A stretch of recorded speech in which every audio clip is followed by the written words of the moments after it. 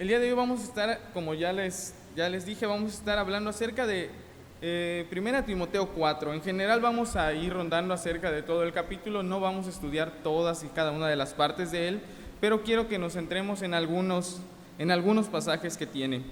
Bueno, empezando, es una carta que Pablo le envía a Timoteo. Pablo tenía una encomienda especial y le dice Pablo a Timoteo al empezar el capítulo. Pero el Espíritu dice claramente, estoy leyendo el 4:1, que en los postreros tiempos algunos apostatarán de la fe, escuchando a espíritus engañadores y a doctrinas de demonios. Bueno, Timoteo es enviado a la iglesia de Éfeso para organizarla, para poner cierto orden, porque había el temor o había ciertas doctrinas que se estaban metiendo, habían enseñanzas falsas, cosas que no tenían lugar, que no deberían tener lugar en la iglesia. Gracias. En la iglesia, pues que Dios había instituido ahí. Entonces Timoteo tenía esta encomienda y Pablo le advierte, ¿sabes qué? En estos últimos tiempos, ahora, ¿sabes qué? Se van a meter doctrinas, va a haber problemas, hay gente que va a ser engañada, van a dejar de creer lo que en un principio habían seguido, lo que habían escuchado y por lo cual habían sido salvos. Pero ¿por qué iba a suceder esto? Porque iban a escuchar a gente que iba a traer nuevas doctrinas. Timoteo tenía una tarea muy complicada. Llegaba a un lugar donde quizá él no era respetado, porque tal vez no era tan conocido o porque su edad no era la adecuada. Había personas ya enseñando cosas falsas. ¿Qué parte de las complicaciones que él tenía, como les decía, era su juventud? Debemos entender la juventud de Timoteo en el contexto de la Biblia, en el contexto en el que él se encontraba y del tiempo en el que él vivía. No era un joven como lo pensamos ahora de 20, 23 años, no sé, rondando esas edades, sino que se piensa que Timoteo andaba entre los 34 y los 39 años, porque personas menores de 40 se consideraban que eran jóvenes. Entonces Timoteo tampoco era un pequeño, no era alguien inexperto. Sin embargo, para la cultura y para el momento histórico en el que él vivía, era un joven, era considerado un joven. Es muy probable que las personas que estaban enseñando las doctrinas falsas, pues eran personas ya mayores, personas respetadas, personas a las que la gente seguía, porque obviamente había gente que estaba siendo engañada. Así que, si nos ponemos a reflexionar un poco, la situación y el momento de Timoteo tal vez no era el óptimo, tal vez no era lo más fácil, no era algo sencillo lo que se le estaba encargando por hacer. Pero como es de esperarse, cuando Dios llama a alguien a hacer alguna tarea, cuando Dios demanda algo de cualquier persona, incluyéndonos a nosotros en este tiempo, Él nos capacita, Él nos dota de las cualidades y de las habilidades necesarias para realizar esa tarea. Timoteo no era ningún nuevo en la fe.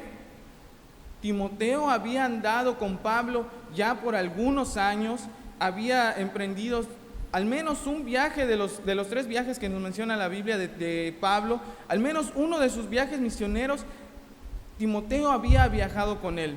Había visto cómo era el ministerio, se había dado cuenta de cómo organizar las iglesias, de cómo compartir la palabra. Él sabía cómo tratar a los hermanos. No estoy seguro si él había participado de cuando se fundó la iglesia de Éfeso. Sin embargo, él no era ningún nuevo, no era un inexperto. Dios lo había capacitado por un buen periodo de tiempo de su vida.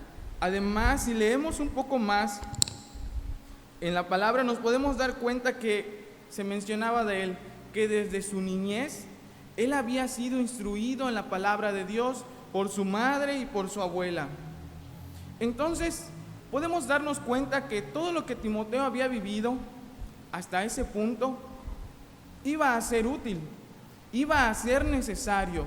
Dios lo había capacitado, lo había preparado para un trabajo en especial, que tal vez en un principio él no sabía y no se había dado cuenta, pero la verdad es que mucho de lo que vivimos, las enseñanzas que tenemos cuando niños, las enseñanzas que vamos adquiriendo y las experiencias que Dios nos permite vivir, En algún punto nos van a servir para alguna tarea en especial. Créanlo, Dios nos capacita. Cuando venimos a ser hijos de Dios, cuando venimos a formar parte de su familia y del engrandecimiento de su reino, tenemos tareas especiales. Somos, como dice la palabra, somos luz en el lugar en el que nos desenvolvamos. Así que no despreciemos ninguna experiencia que nos toque vivir, no despreciemos ninguna enseñanza que hayamos recibido, porque nunca sabemos, nunca podemos saber con exactitud en qué momento nos va a servir. Timoteo había llegado en un punto en su vida en el que, a pesar de su juventud o a pesar de ser considerado joven en su época, pues él tenía que echar mano de todo eso, de lo que Dios le había dado, de las experiencias que Dios le había permitido vivir hasta ese momento. Por esa razón, Pablo le escribe y le aconseja acerca de puntos importantes. Obviamente, una carta no iba a ser el ministerio de Timoteo, pero iba a ser de gran ayuda, iba a ser de apoyo. Hay consejos a lo largo de las 2 cartas que tenemos en la palabra de Dios para Timoteo. Hay consejos muy específicos para él, o muy específicos para la gente que está liderando una iglesia. Así que no debemos sacarlo de su contexto. No todo aplica a todos. Sin embargo, hay cosas que podemos tomar y que podemos aplicar a nuestra vida como hijos de Dios.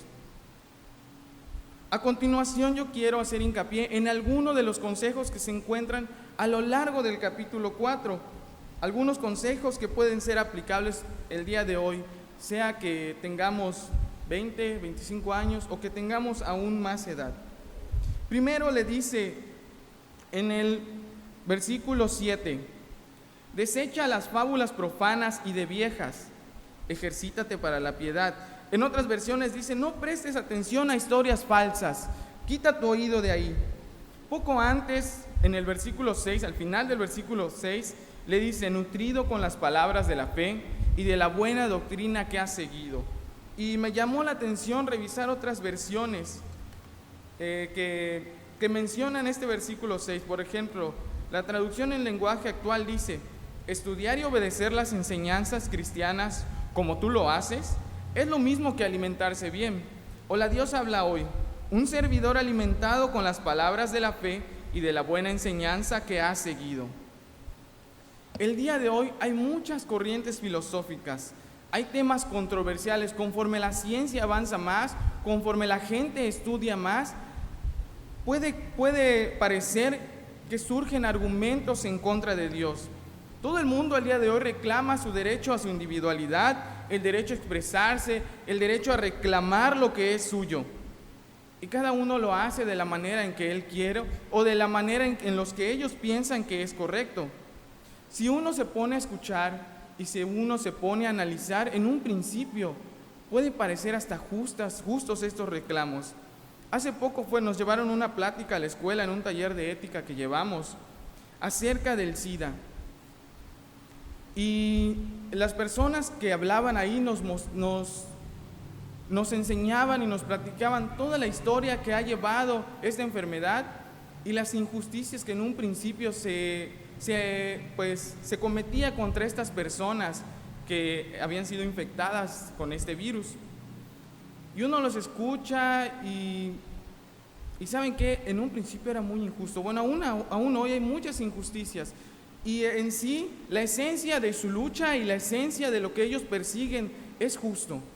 ¿Qué sucede? Que como no está fundamentado en la palabra de Dios, muchas de las cosas que reclaman, muchos de los derechos que ellos piden, pues no están de acuerdo a la palabra. Entonces no puede ser.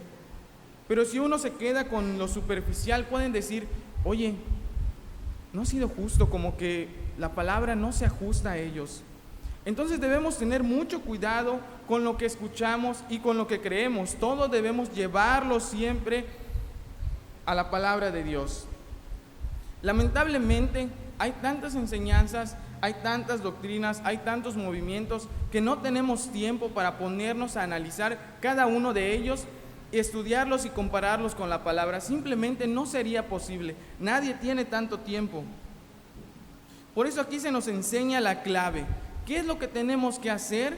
para no escuchar estas enseñanzas falsas, esas historias falsas que nos menciona la Biblia. Él dice, estudiar y obedecer las enseñanzas cristianas como tú lo haces, es lo mismo que alimentarse bien. Bueno, alimentarse bien es algo que no se hace mucho en el mundo en general, México mucho menos. Vivimos una situación en que la obesidad y el sobrepeso está afectando de una manera importante a las personas de este país y tiene repercusiones enormes y tiene una problemática que si nos pusiéramos a analizarlo, en realidad combatiríamos esto. Entonces aquí le dice, alimentarte bien es lo mismo que tú estudias la palabra. La alimentación correcta trae muchas ventajas, muchísimas. Previene de enfermedades como la diabetes, la hipertensión, evita que padezcamos anemia. Incluso cuando no estamos bien alimentados, nuestras defensas del cuerpo funcionan mal. Entonces, si lo vemos desde este punto, previene contra infecciones también. Muchos tratamientos contra enfermedades inician con esto. Hay que cambiar el estilo de alimentarse, si no, no resulta. Incluso si aparte no fuera suficiente el cambio de alimentación, los medicamentos no funcionan igual si uno no se alimenta de la manera correcta. No es ningún secreto lo que nos dice Pablo. Estudiar las Escrituras, conocerlas, ponerlas por práctica, trae salud a nuestra vida, trae salud espiritual. Hace un tiempo aquí estuvo un misionero, el hermano Mero, algunos lo recordarán, y él hablaba este tema que yo antes de escucharlo, él nunca lo había escuchado, la salud espiritual, y él comparaba nuestra vida física con nuestra vida espiritual, y él decía, para poder crecer y desarrollarnos bien físicamente tenemos que estar sanos. Lo mismo es con nuestra vida espiritual. Uno no puede crecer y uno no puede desarrollarse bien si tú espiritualmente no estás sano. Así que Pablo le dice a Timoteo, ¿sabes qué? Si tú escudriñas las Escrituras, es lo mismo a que si tú te alimentas bien. Vas a estar sano. Cualquier corriente filosófica falsa, cualquier enseñanza que no se ajuste a la palabra, tú la vas a identificar y la vas a poder rechazar. Es cierto, aquí le dice no prestes atención, pero para poder decidir a qué le prestamos atención y qué desechamos, es necesario escucharlo. Así que si no conocemos la palabra de Dios, no vamos a poder rechazar aquello que no es verdad. Si no nos alimentamos a diario de su palabra, no vamos a poder rechazar aquellas enseñanzas que nos van a alejar de Dios. Si pretendemos hacer caso al consejo que le da Pablo a Timoteo acerca de no escuches falsas doctrinas, únicamente va a ser posible si nosotros tenemos la Biblia como sustento de nuestra vida. ¿Qué es esto? Que no puede pasar un solo día sin que nosotros vayamos a ellas y busquemos aprender un poco más. Y busquemos aprender, y no solo esto, sino con el propósito de aplicarlo a nuestras vidas y hacer algún cambio de vida. Siempre Dios tiene algo para mostrarnos.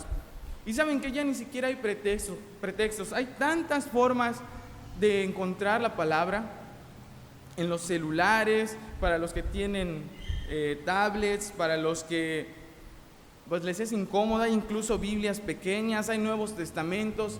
Pretextos no puede haber.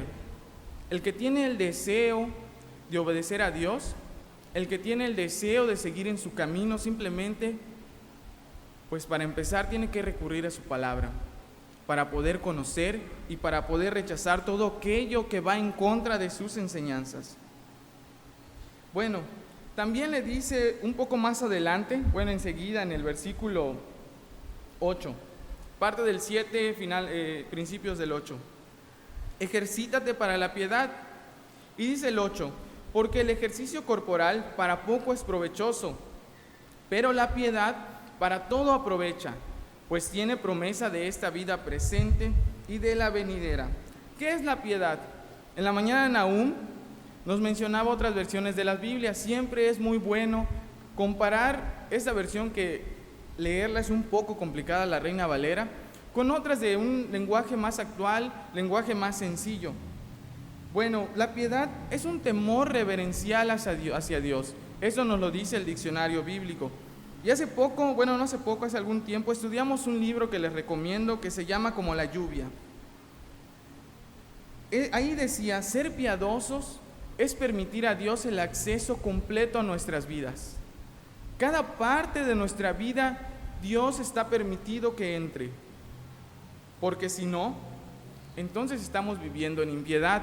Muchas veces tenemos un falso concepto y creemos que alguien que vive en impiedad es aquel que vive en inmoralidad sexual, aquel que abiertamente no viene a la iglesia y dice yo no creo en Dios. No, todo el que es impío es aquel que le dice a Dios, ¿sabes qué? Es mi vida, aquí no puedes entrar. Puede venir a la iglesia, puede venir a la escuela dominical, pero simplemente esto es superficial y su vida nadie la toca, porque hay rincones en ella que simplemente no quiere rendir a Dios. Esto es vivir en impiedad. Y entonces a Timoteo se le dice, ejercítate en la piedad. Y hace una comparación con el ejercicio físico y con el ejercitarse en la piedad. El ejercicio físico tiene muchos beneficios en el cuerpo. Es necesario para que estemos sanos. Y si somos muy estrictos, todos deberíamos tener cierta actividad física al día. Al igual que la alimentación es preventiva para muchas enfermedades y permite controlar, una vez que estamos enfermos, permite controlar nuestra salud incluso. Sin embargo, los beneficios que pudiéramos encontrar en ejercitarnos únicamente se limitan a esta vida. Una vez que muramos, una vez que sea el momento de partir, aquí va a quedar. Todo beneficio que pudiera traernos el ejercitarnos se va a quedar aquí, no va a pasar de eso. Y aquí le dice a Timoteo, ejercítate en la piedad porque esta tiene promesa de la vida presente y de la venidera. Pablo no quiere decir que hacer ejercicio sea malo, no quiere decir que salir a correr, ir al gimnasio, realizar algún deporte sea malo. Él quiere hacer un contraste entre lo terrenal y lo celestial y darnos cuenta de cuán insignificante es cualquier cosa terrenal comparado con lo que Dios tiene preparado para sus hijos. Cualquier cosa, sea ejercicio, sea el dinero, cualquier cosa se queda corta. ¿Por qué? Porque se limita a esta vida, que a lo más y los más fuertes vivirán, no sé, 100 años, y ya es muy difícil vivir así. 100 años, no más. Es el beneficio que podemos tener con lo terrenal. Y Pablo le dice, ¿sabes qué? La piedad es mejor. Tienes promesas en esta vida y en la que viene. Colosenses 3:2 nos menciona, poned la mira en las cosas de arriba, no en las de la tierra. Vamos a ver algunas promesas que tiene la Biblia para nosotros, porque aquí nos menciona, la piedad tiene promesas para esta vida y para la venidera, pero vamos a ver si esto es cierto. Quiero mencionarle algunos pasajes que busqué. Salmos 32:7 dice, tú eres mi refugio, me guardarás de la angustia, con cántico de liberación me rodearás. Si creemos que Dios es nuestro refugio, sin importar las circunstancias, aquí dice, me guardarás de la angustia. Entonces, cuando venga algún problema y nosotros estamos ejercitados en la piedad, podemos recurrir a Él y estar confiados. Pero si no, vamos a vivir en angustia y vamos a tener problemas y vamos a querer recurrir a soluciones terrenales, las cuales, como Pablo nos dice, se limitan a esta vida. Dice Isaías 58:11, Jehová te pastoreará siempre y en la sequía saciará tu alma y dará vigor a tus huesos y serás como huerto de riego y como manantial de aguas cuyas aguas nunca faltan. Si ustedes leen todo el capítulo, hace referencia al verdadero ayuno. Dice, si tú ayunas como yo te digo, vas a tener este beneficio. Nuevamente, ¿qué tenemos que hacer? Creer que es cierto. Si alguien cree que algo es cierto, actúa en consecuencia. ¿Y qué sucede? Que Dios es fiel y cumple sus promesas. Dice Pablo, la piedad tiene promesas para esta vida y para la venidera. Salmo 55:2 dice, echa sobre Jehová tu carga y Él te sustentará. No dejará para siempre caído al justo. Sin importar qué situación vivamos, sin importar en qué situación nos encontremos, dice, no dejará para siempre caído al justo. Si creemos esto, entonces no importa lo difícil que vivamos, sabemos que no va a ser para siempre y que Dios va a ser fiel. Salmos 94, 12 y 13 dice: Bienaventurado el hombre a quien tú, Jehová, corriges, y en tu ley lo instruyes, para hacerle descansar en los días de aflicción, en tanto que para el impío se cava el hoyo. Bienaventurado a quien Jehová corrige. Si creemos esto, entonces la corrección de Jehová no va a ser algo angustiante, va a ser algo que nos va a preparar, porque dice, para hacerle descansar en los días de aflicción. Cuando venga la prueba, cuando vengan las dificultades, vamos a estar listos porque Dios corrigió a tiempo. Si nos ejercitamos en la piedad, tenemos beneficios ahora y mucho después. Primera de Corintios 15, 57 dice: Mas gracias sean dadas a Dios, que nos da la victoria por medio de nuestro Señor Jesucristo. La victoria viene de Dios. Y podíamos seguir, y Vianney me ayudó con esta parte y me mostró en su Biblia, hay Biblias de promesas. Muchísimas hojas tenían diferentes temas acerca de las promesas, y ¿saben qué? Podríamos pasarnos todo el día leyéndolas y no terminaríamos. Y podríamos buscarles otro contexto y Dios prometería muchas cosas más. ¿Saben qué? ¿Qué queremos? ¿Qué quiero que todos podamos entender? Que si creemos en la palabra, si la conocemos, si la estudiamos, dice Pablo, eso es ejercitarnos en la piedad, rendir cada aspecto de nuestra vida, creer y aplicar la palabra, y esto al final de cuentas es en beneficio nuestro. Dios es tan sabio, Él conoce que necesitamos también muchas cosas, y Él dice, si tú te ejercitas tienes beneficios, no únicamente a futuro en lo celestial, sino aquí en la tierra. Tenemos beneficios de conocer, de creer y de aplicar la palabra de Dios. Si el simple hecho de obedecer no es una motivación, entendamos que también es por nuestro bien y que trae beneficio a nuestra vida. Ciertamente hay pasajes en la Biblia que son mucho más fáciles de creer, o son más fáciles de creer dependiendo de la circunstancia que estamos atravesando. Yo sé que no debería ser, porque nosotros deberíamos creer cada parte de la Biblia sin importar nuestra circunstancia, pero ¿saben qué? La realidad es que es muy difícil creer, por ejemplo, que Dios nos guarda cuando tenemos algún accidente. Es muy difícil creer que Dios sana cuando algún familiar muere. Pero por eso Pablo le dice a Timoteo, ejercítate. No va a ser algo que se va a dar así de fácil. Cuando empezamos a hacer algún tipo de ejercicio, o cuando empezamos alguna actividad como, no sé, tocar algún instrumento, o empezamos a desempeñarnos en algún trabajo, al principio es muy difícil. Al principio no eres hábil, al principio, no sé, te cansas muy rápido, no aguantas, al día siguiente estás que te mueres. Pero si uno continúa, si uno es disciplinado y practica, se va volviendo más hábil. Uno adquiere mayor resistencia. No solo eso, sino que ya es tan fácil hacer lo básico que uno empieza a innovar en esa área. Entonces a Pablo le dice a Timoteo, ¿sabes qué? Ejercítate, porque es necesario que tú seas más hábil, es necesario que tú progreses en esto, es necesario que nosotros creamos siempre, que estudiemos y vayamos creyendo, porque las dificultades muchas veces van en aumento y cada vez va a ser más fácil creer a Dios, porque entonces en el pasado fue fiel, ¿por qué no lo sería hoy? Si Él me sostuvo cuando atravesé aquella otra circunstancia, aquel otro problema, ¿por qué no me sostendría hoy? Entonces no es algo que se va a dar por casualidad, no es algo que simplemente lo leo, sí, me voy a ejercitar en la piedad, no, es algo que tenemos que hacer, es un estilo de vida, es algo que se da diariamente.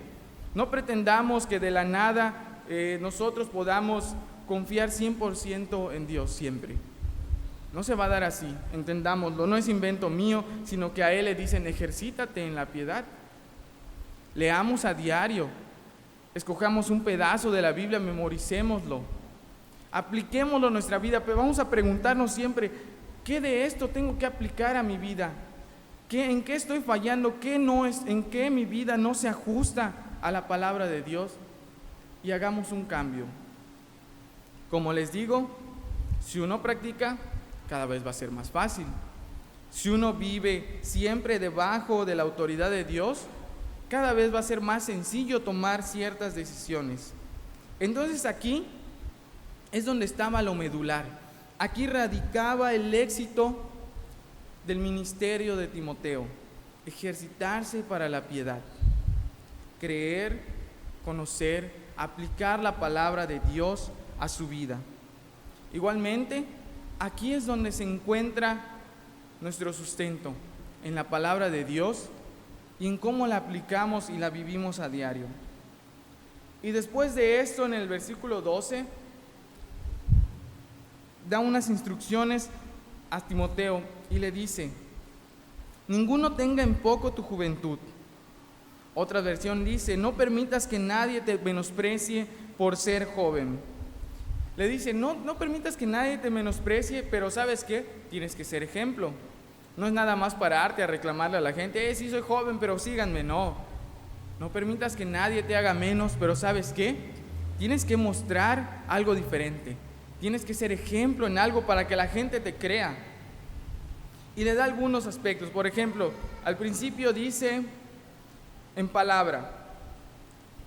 Es algo tan difícil de cuidar que incluso Santiago 3, ¿qué nos menciona? Les invito a que busquen Santiago, por favor. Santiago 3.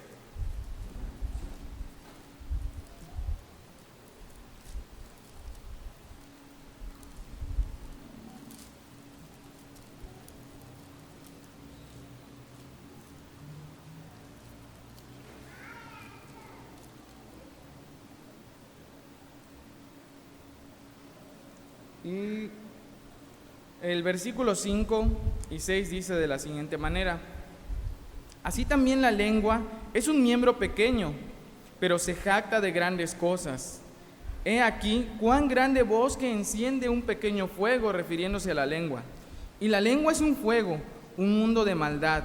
La lengua está puesta entre nuestros miembros y contamina todo el cuerpo, e inflama la rueda de la creación, y ella misma es inflamada por el infierno. Y después nos dice que si alguien puede dominar, dice: pero ningún hombre puede domar la lengua, que es un mal que no puede ser refrenado, llena de veneno mortal. Con ella bendecimos al Dios y Padre, y con ella maldecimos a los hombres, que están hechos a la semejanza de Dios. De una misma boca proceden bendición y maldición. Hermanos, esto no debe ser así. Los consejos hacia Timoteo en esta parte empiezan por la palabra, por cómo él va a hablar y comunicarse con los demás. No es poca cosa, ya lo vimos.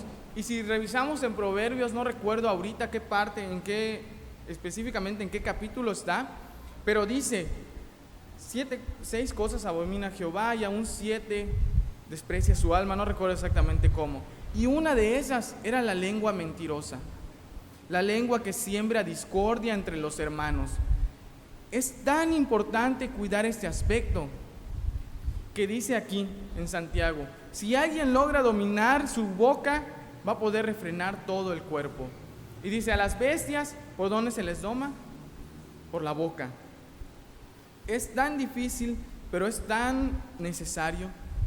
Con nuestra lengua podemos causar tanto daño, podemos causar separación en la iglesia, y por eso se le dice a Timoteo: oye, tienes que cuidar la forma en la que hablas. Muchas veces lo que queremos decir, pues sí, es importante, es necesario, pero cómo lo vamos a decir lo es aún más. Cuidemos nuestra manera de hablar, cuidemos nuestra manera de dirigirnos a las demás personas, porque muchas veces en esto va el éxito de lo que queremos decir. Si queremos ayudar a alguien pero le estás gritando, ese no te va a escuchar por más bueno que sea tu argumento. Dice aquí: con esta misma lengua con la que pretendemos alabar a Dios, también queremos ser groseros. Esto no debe ser así. Y a Timoteo le dicen: oye, que nadie te tenga en menos, pero sabes que ese ejemplo ahí, empezando por tu boca, ¿cómo les vas a hablar? Y no se queda aquí, sino que también le dice: en la conducta. Muchas veces, pues con nuestra boca podemos hablar bien, muy bonito, uno se puede parar y hablar y sorprender a la gente, pero ¿saben qué? Muchas veces nuestras actitudes, nuestra conducta, la manera en la que vivimos a diario, habla mucho más que cualquier cosa que podamos decir.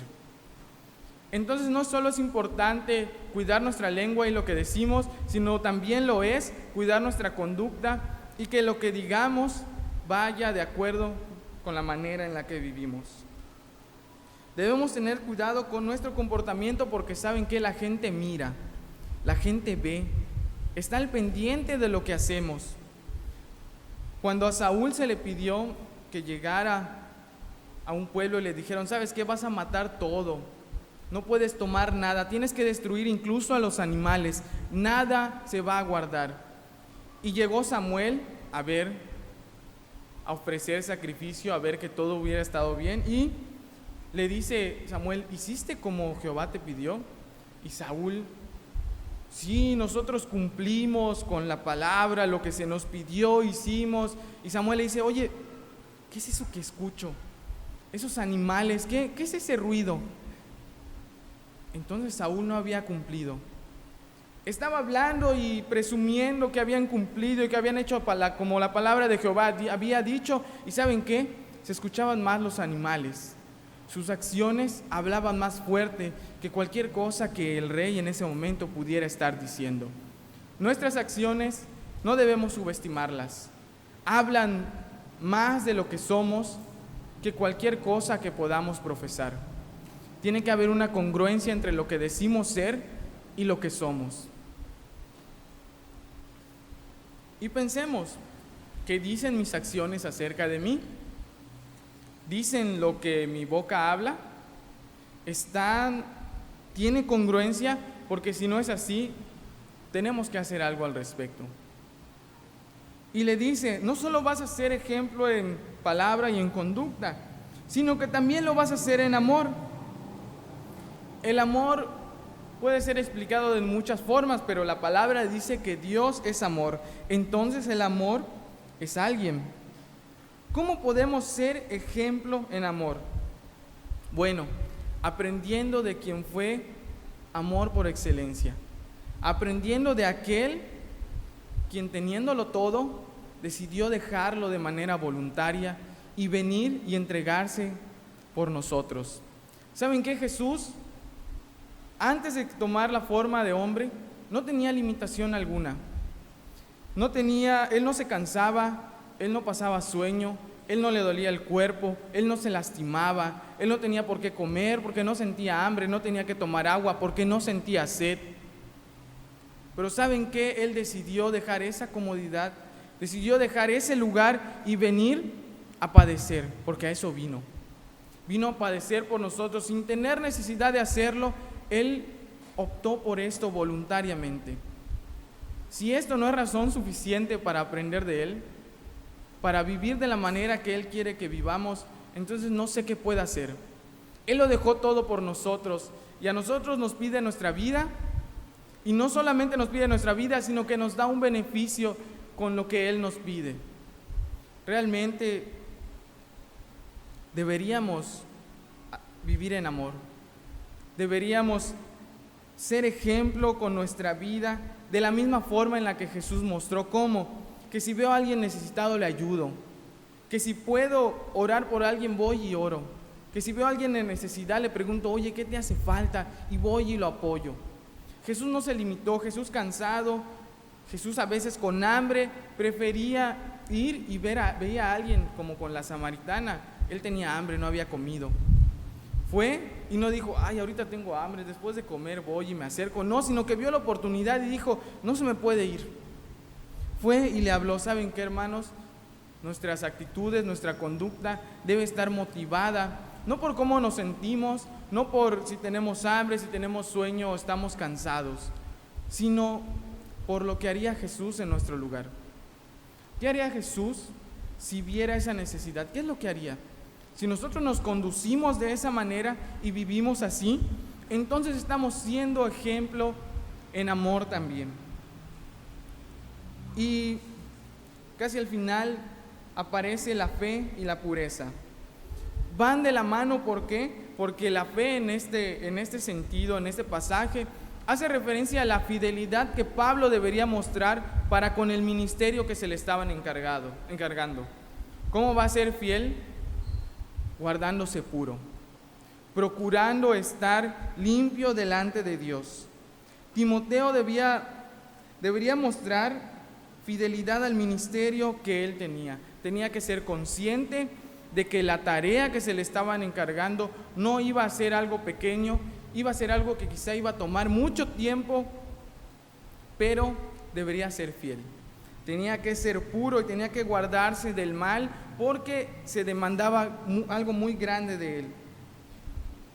Nuestra fidelidad hacia Dios es vivir cercanos a Él, es estar siempre en su camino. Es verdad, fallamos a diario. El que diga que no peca a diario, sea por omisión o por acción, está siendo mentiroso y prácticamente está pecando.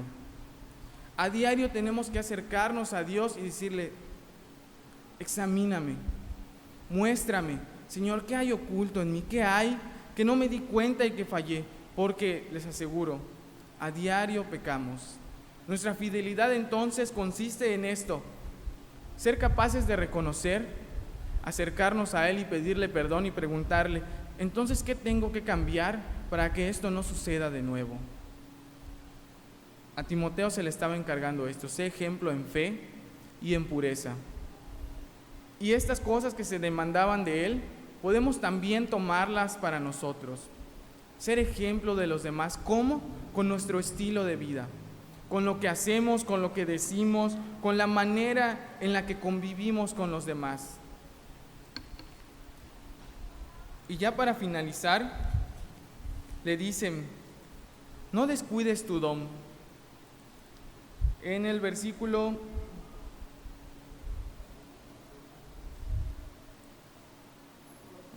14, sí, gracias. No descuides el don que hay en ti, que te fue dado mediante profecía con la imposición de las manos del presbiterio. No nos confundamos, no porque le pusieron las manos él tuvo ese don, sino que por medio de ella, por medio de este acto, simplemente fue una confirmación y dijeron: vamos a orar por ti y que Dios te bendiga. El don fue dado por el Espíritu Santo y no hay más. Hacia el final de este capítulo se le dice a Timoteo: no descuides eso que has recibido. Hay otra versión que dice: no descuides las capacidades especiales que has recibido. Y la Nueva Versión Internacional dice: ejercita el don. Aquello que él había recibido era necesario para llevar a cabo la tarea que él tenía en ese momento en específico. Así que él recibió una tarea y recibió el don necesario para hacerlo. Pero me llama la atención nuevamente la Nueva Versión Internacional que dice: ejercita el don. Y como habíamos dicho, tal vez al principio iba a ser muy difícil. Tal vez al principio ciertas áreas del ministerio se le iban a dificultar, pero le dicen: ejercítalo, no lo dejes, vuélvete cada vez más hábil. Cada quien, como les mencionaba, adquiere mayor habilidad y mayor resistencia, mayor facilidad, se hace más diestro si uno practica lo que hace una y otra vez. Todos y cada uno de nosotros tenemos un don, al menos un don. No sé cuál sea, puede ser que usted no lo conozca, pero eso no cambia el hecho de que usted lo tiene.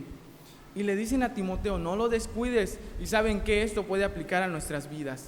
No descuidemos ese don que hemos recibido, porque es necesario. Dios no hace nada sin ninguna razón. Él es alguien muy inteligente, que ha dotado de inteligencia a sus hijos también. Así que si usted recibió un don, que estoy seguro que así es para algo, es para que usted lo use, porque hay una tarea para usted. Así que si usted aún no lo conoce, créame, es importante que busque conocerlo, porque la iglesia, el mundo actual requiere de que usted use ese don, requiere de que usted lo practique y lo ejercite. Romanos 12, 3 al 5, le voy a pedir que lo busquen. Romanos 12, del 3 al 5.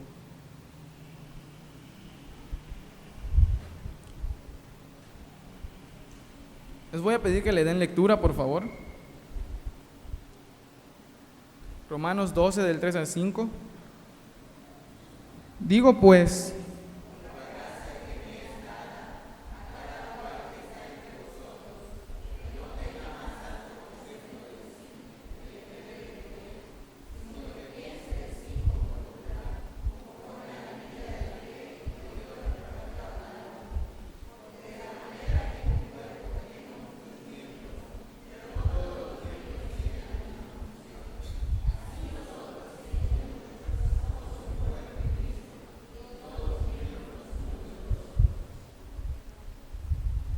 hay cosas que podemos aprender de este pasaje, muchas cosas, pero quiero resaltar 3 aspectos.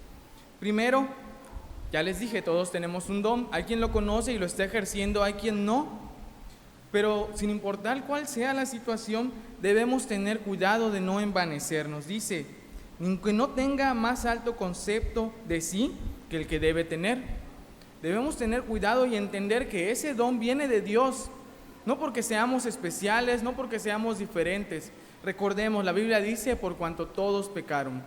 Todos estamos en la misma condición de pecadores. Nadie es mejor que nadie. ¿Qué nos hace especiales y diferentes? Jesús, su sangre. Nada de lo que nosotros podamos hacer nos hace distintos.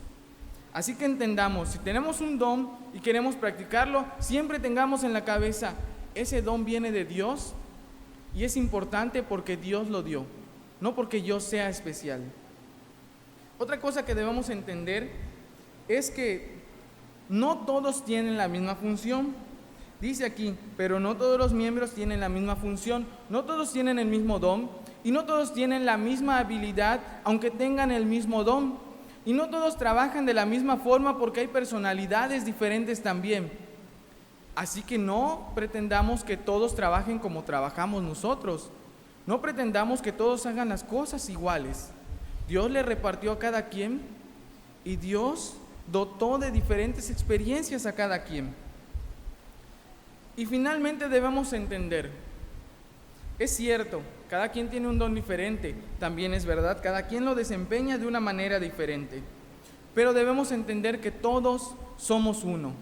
Romanos, Pablo lo compara con el cuerpo. ¿Qué quiere decir? Esto implica muchas cosas. Primero, que si alguien no está haciendo su trabajo, por pequeño que sea, nos afecta a todos por igual. No hay diferencia porque Él dice, todos son un cuerpo en Cristo. Por lo tanto, si usted está dejando de ejercer su don, sepa que nos está afectando a todos. Entendamos que no es algo nada más de mi persona, no, a mí me lo dieron, yo me lo guardo, solo a mí me afecta. No, todos somos un cuerpo en Cristo. Pero también quiero que entendamos que si alguien está ejerciéndolo, por pequeño que sea, por más que no sea conocido por los demás, si estás ejerciendo tu don, estás siendo en beneficio de todos nosotros. Y Dios se fija en eso también. Así que quiero concluir con esto. Como cristianos, todos somos llamados a impactar a este mundo. Todos tenemos una tarea y siempre todo se resume a que el mundo debe entender que Jesucristo es Dios.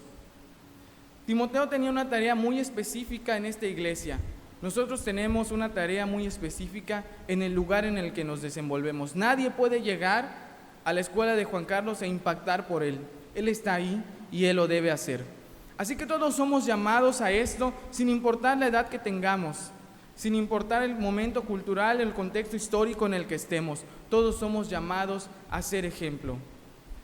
Es posible que hasta el día de hoy usted no esté siendo ejemplo porque puede ser, cabe la posibilidad. O es posible que usted sí lo esté haciendo y saben que Dios se agrada de eso. Pero si usted el día de hoy se da cuenta de que su vida no está mostrando a Cristo, de que usted ha dejado a un lado esto, le invito a que usted lo reconozca.